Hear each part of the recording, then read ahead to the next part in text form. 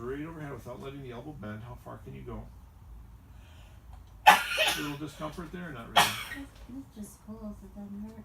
Okay, now I'm going to have you turn this over, and now leading with your pinky finger. How far can you go without bending your elbow?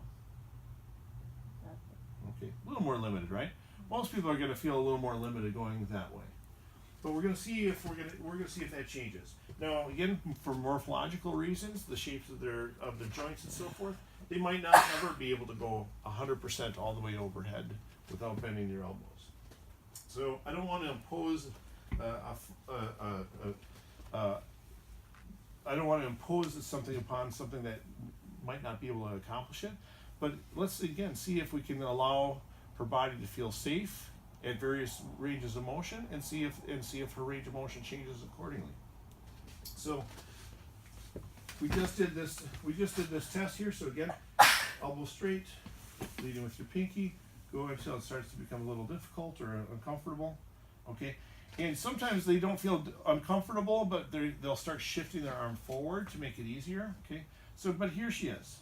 So what we're going to do now is, Lisa, I'm going to have you just bend your elbow.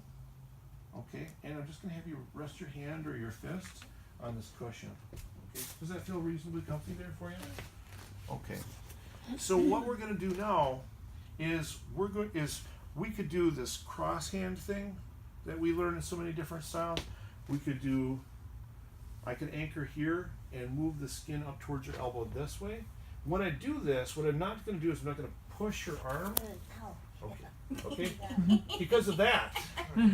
Okay, so what I'm going to do is I will typically use my fingers to support her elbow, and then my palm with the diastema to move the skin up towards that. Meanwhile, down here, I'm anchoring the skin, or I can be actively pulling it down. Okay, so this is one way I can do this. I'm gonna face the other direction in a moment, so you can see a different way to do the exact same thing. So that if I don't do it like this, another option is that I could put my palm here and use my fingers to draw that up, while this hand either anchors or moves it down that way. Okay, so two really simple options.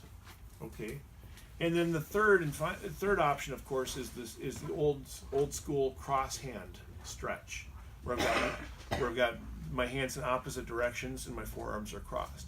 I typically use one of the two versions that I just demonstrated, though, just because I just find that for myself, those feel more comfortable to me. Okay, so we do that for a little bit. Go ahead and bring that back.